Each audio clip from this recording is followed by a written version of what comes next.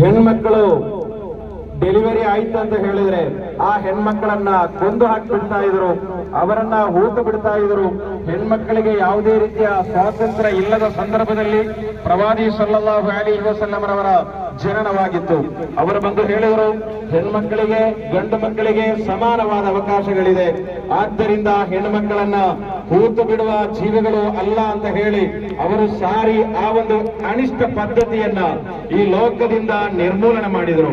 ನಂತರ ಪ್ರವಾದಿ ಸಲ್ಲಲ್ಲಾಹು ಅಲೈಹಿ ವಸಲ್ಲಮರವರಿಗೆ ಮುಸಲ್ಮಾನರಿಗೆ ಅತ್ಯಂತ ಪವಿತ್ರವಾದ ಗ್ರಂಥ ಅದು ಕುರ್ಆನ್ ಆಗಿದೆ.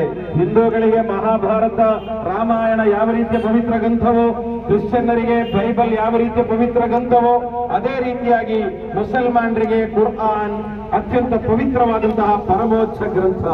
ಆ ಗ್ರಂಥದ 1ನೇ ವಾಕ್ಯ, ವೆರಿ ಫಸ್ಟ್ ವಾಕ್ಯ, 6666 ಶ್ಲೋಕಗಳು ಆ ಪವಿತ್ರ ಕುರ್ಆನಿನಲ್ಲಿದೆ. ಅದರ 1ನೇ ವಾಕ್ಯ, ಅದರ ವೆರಿ ಫಸ್ಟ್ ಲೈನ್ ಏನಂತ ಹೇಳಿದರೆ, ಇಕ್ರಾ ಬಿಸ್ಮಿ ರಬ್ಬಿಕಲ್ಲದಿ ಖಲಕ್. ನೀವು ಸಾಕ್ಷರಸ್ಥರಾಗಿರಿ, ನೀವು ಅಕ್ಷರವನ್ನ ಕಲಿಯಿರಿ, ನೀವು ಓದಿರಿ ಅಂತ ಹೇಳಿ 1400 ವರ್ಷಗಳ ಹಿಂದೆ ಪ್ರವಾದಿ ಸಲ್ಲಲ್ಲಾಹು ಅಲೈಹಿ ವಸಲ್ಲಂ ಅವರು ಸಾರಿದ್ರು.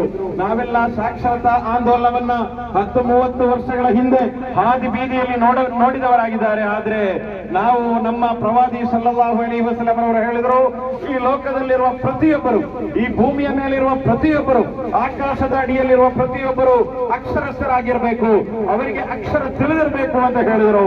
ಅದರ 2ನೇ ಸಂದೇಶ ಏನೋ ಗೊತ್ತಾ? ಪ್ರವಾದಿ ಸಲ್ಲಲ್ಲಾಹು ಅಲೈಹಿ ವಸಲ್ಲಂ ಅವರು ಹೇಳ್ತಾರೆ, ಕುರ್ಆನಿನ 2ನೇ ಸಂದೇಶ ಅದು ನೀವು ಯಾವುದೇ ರೀತಿಯಲ್ಲೂ ಮಾದಕ ವ್ಯಸನಿಗಳಾಗಬೇಡಿ. ಇನ್ನಮಲ್ ಖಮ್ರು ವಲ್ ಮೈಸಿರ್ ವಲ್ ಅನ್ಸಾಬ್ ಬಿಸ್ಮ್ ಮಿನ್ ಅಮಲಿ ಶೈತಾನ್ ಫಜ್ತನಿಬು. ನೀವು ಮಾದಕ ವ್ಯಸನಿಗಳಾಗಬೇಡಿ, ನೀವು ಡ್ರಗ್ಸ್ನ ದಾಸರಾಗಬೇಡಿ, ನಿಮ್ಮ ತಂದೆ ತಾಯಿಯ ಗುರುತು ಪರಿಚಯವನ್ನ ಇಲ್ಲದಂತೆ ಮಾಡುವ ಮಾದಕ ದ್ರವ್ಯದ ಗಂಗಸರದ ಶರಾಬಿನ ದಾಸರಾಗಬೇಡಿ ಅಂತ ಹೇಳಿ ಪ್ರವಾದಿ ಸಲ್ಲಲ್ಲಾಹು ಅಲೈಹಿ ವಸಲ್ಲಂ ಅವರು ಹೇಳಿದರು. ಹೆಂಡತಿ ಮಕ್ಕಳ ಪರಿಚಯವನ್ನ ಇಲ್ಲದಂತೆ ಮಾಡುವ ಆ ಮಾದಕ ವ್ಯಸನವನ್ನ ಇವತ್ತು ಅತ್ಯಂತ ದೊಡ್ಡ ದುಶ್ಚಟವಾಗಿ ಪ್ರಪಂಚವನ್ನ ಕಾಡುತ್ತಿರುವಾಗ 1400 ವರ್ಷಗಳ ಹಿಂದೆ ಪ್ರವಾದಿ ಸಲ್ಲಲ್ಲಾಹು ಅಲೈಹಿ ವಸಲ್ಲಂ ಅವರ ಸಂದೇಶ ಫಜ್ತನಿಬು, ಅದನ್ನ ನೀವು ಬಿಟ್ಟು ಬಿಡಿ, ಫಜ್ತನಿಬು, ನೀವು ಅದನ್ನ ಬಿಟ್ಟು ಬಿಡಿ ಎಂದಾಗಿತ್ತು. 3ನೆಯ ಸಂದೇಶ ಏನೋ ಗೊತ್ತಾ? ಕುರ್ಆನಿನ 3ನೆಯ ಸಂದೇಶ ಅದು ಬೇರೇನೂ ಅಲ್ಲ, ಇಲ್ಲ ವಲಾ ತುಲ್ಕು ಬಿಐದಿಕುಂ ಇಲಾ ತಹ್ಲುಕ. ಓ ಯುವಕರೇ, ಯಾವುದೇ ಕಾರಣದಕ್ಕೂ ಕೂಡ ನೀವು ಪಾನ್ ಪರಾಗಿನ ನೀವು ದಾಸರಾಗಬೇಡಿ, ನೀವು ಹ್ಯಾಂಡ್ಸಿನ ದಾಸರಾಗಬೇಡಿ, ಗುಡ್ಕಾಗಳ ದಾಸರಾಗಬೇಡಿ, ಅದು ನಿಮಗೆ ಕ್ಯಾನ್ಸರ್ ಅನ್ನು ಉಂಟು ಮಾಡ್ತದೆ. ನೀವು ಬೀಡಿ ತಂಬಾಕುಗಳನ್ನ ಬಿಟ್ಟು ಬಿಡಿ, ನಿಕೋಟಿನ್ಗಳನ್ನ ಬಿಟ್ಟು ಬಿಡಿ ಅಂತ ಹೇಳಿ ಕುರ್ಆನ್ ಹೇಳಿತು. ವಲಾ ತುಲ್ಕು ಬಿಐದಿಕುಂ ಇಲಾ ತಹ್ಲುಕ. ನೀವು ನಿಮ್ಮ ಹೆಲ್ತ್ ಅನ್ನ, ನಿಮ್ಮ ಆರೋಗ್ಯವನ್ನ ಹಾನಿ ಮಾಡುವ, ನಿಮಗೆ ಕ್ಯಾನ್ಸರ್ ಅನ್ನು ತಂದೊಡ್ಡುವ, ಬಾಯಿಗೆ ಕ್ಯಾನ್ಸರ್ ಅನ್ನು ತರುವ, ಕರುಳಿಗೆ ಕ್ಯಾನ್ಸರ್ ಅನ್ನು ತರುವ ಗುಡ್ಕಾಗಳ ದಾಸರಾಗಬೇಡಿ ಅಂತ ಹೇಳಿ ಪ್ರವಾದಿ ಸಲ್ಲಲ್ಲಾಹು ಅಲೈಹಿ ವಸಲ್ಲಂ ಅವರು ಹೇಳಿದರು. ಹೀಗೆ ಒಂದೊಂದು ಸಂದೇಶಗಳು ಕೂಡ 6666 ಶ್ಲೋಕಗಳಲ್ಲಿ ಹೇಳಲಾಗಿದೆ. ಒಂದು ವಿಚಾರವನ್ನು ನಾನು ಹೇಳ್ತಾ ಇದ್ದೇನೆ, ಇಲ್ಲಿ ಉಗ್ರವಾದಿಗಳಿರ್ಬೋದು, ಬಾಂಬ್ ಬ್ಲಾಸ್ಟ್ ಮಾಡುವವರಿರ್ಬೋದು, ಭೀಕರವಾದಿಗಳಿರ್ಬೋದು, ಅದು ಯಾವತ್ತೂ ಕೂಡ ಇಸ್ಲಾಂ ಅಲ್ಲ. ಇಸ್ಲಾಮು ಅದಕ್ಕೂ ಬಾಂಬಿಗೂ ಯಾವುದೇ ಸಂಬಂಧಗಳಿಲ್ಲ, ಇಸ್ಲಾಮಿಗೂ ಖಡ್ಗಕ್ಕೂ ಯಾವುದೇ ಸಂಬಂಧಗಳಿಲ್ಲ. ಉಗ್ರವಾದವನ್ನು ಇಸ್ಲಾಂ ಕಳಿಸೋದೇ ಇಲ್ಲ, ಭೀತಿವಾದವನ್ನು ಇಸ್ಲಾಂ ಕಳಿಸೋದಿಲ್ಲ, ಯಾವುದೇ ಕಾರಣಕ್ಕೂ ಅದಕ್ಕೆ ಅನುಮತಿಯನ್ನು ನೀಡ್ತಾ ಇಲ್ಲ.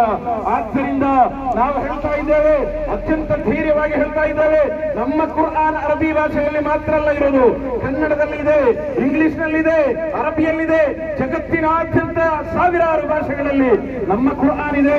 ಆ ಕುರ್ಆನಿನಾದ್ಯಂತ ಶಾಂತಿಯನ್ನ ಹೇಳಲಾಗಿದೆ. ಬಸವಣ್ಣನವರು ಹೇಳಿದ ಹಾಗೆ, ದಯೆಯೇ ಧರ್ಮದ ಮೂಲವಯ್ಯ, ಭಯ ಇಲ್ಲದ ಧರ್ಮ ಯಾವುದಯ್ಯ? ಭಯ ಇಲ್ಲದೆ, ರಹಮಾನ್ ಆಗಿರದೆ, ರಹೀಮ್ ಆಗಿರದೆ, ರಹಮತ್ ಇಲ್ಲದೆ, ಶಾಂತಿ ಇಲ್ಲದೆ, ಶಾಂತಿ ಪ್ರಿಯರಾಗದೆ ಯಾವುದೇ ಧರ್ಮದ ಇಸ್ಲಾಂ ಇರಲಿ, ಮುಸಲ್ಮಾನರಿರಲಿ, ಕ್ರಿಶ್ಚಿಯನ್ನರೇ ಇರಲಿ, ಹಿಂದುವೇ ಇರಲಿ, ಯಾವುದೇ ರೀತಿ ಧ್ಯಾಯ ಇಲ್ಲದವ, ಬಾಂಬ್ ಬ್ಲಾಸ್ಟ್ ಮಾಡುವವ, ಕತ್ತಿಯನ್ನು ಸಮರ್ಪಿಸುವವ, ಇನ್ನಿತರ ಮಾರಕ ಆಯುಧಗಳನ್ನು ಹಿಡಿದು ನಡೆಯುವವ, ಅವನಿಗೂ ಧರ್ಮಕ್ಕೂ ಯಾವುದೇ ಸಂಬಂಧ ಇಲ್ಲ ಅಂತ ಹೇಳಿ ಬಸವಣ್ಣನವರು ಯಾವ ರೀತಿ ಹೇಳಿದ್ರು, ಅದೇ ಮಾತನ್ನ ಕುರ್ಆನ್ 1ನೇ ಲೈನಲ್ಲಿ ಹೇಳಿತು. ಮತ್ತೊಂದು ವಿಚಾರವನ್ನ ನಾನು ಒತ್ತಿ ಹೇಳ್ತಾ ಇದ್ದೇನೆ. ನಮ್ಮ ರಾಷ್ಟ್ರಕವಿ ಕುವೆಂಪುರವರು ಹೇಳಿದರು, ರಸಿಕರ ಕಂಗಳ ಸೆಳೆಯುವ ನೋಟ ಈ ಇಂಡಿಯಾ ಅಂತ ಹೇಳಿದ್ರೆ, ಈ ಭಾರತ ಅಂತ ಹೇಳಿದ್ರೆ ಇದೊಂದು ಬೃಂದಾವನ. ಇಲ್ಲಿ ಹೂಗಳಿದೆ, ಎಲ್ಲಾ ಜಾತಿಯ ಹೂಗಳಿದೆ. ಇಲ್ಲಿ ಆ ಎಲ್ಲಾ ಜಾತಿಯ ಹೂಗಳಿದ್ದರೆ ಮಾತ್ರ ಈ ವೃಂದಾವನಕ್ಕೆ ಒಂದು ಸೊಬಗಿರ್ತದೆ. ಆದ್ದರಿಂದ ನಾವು ಶಾಂತಿಯ ಧರ್ಮದ ಪಾಲಕರಾಗೋಣ. ಯಾವುದೇ ರೀತಿಯ ದುಶ್ಚಟಗಳಿಂದ ದೂರ ಇರೋಣ, ಅನಿಷ್ಟಗಳಿಂದ ದೂರ ಇರೋಣ.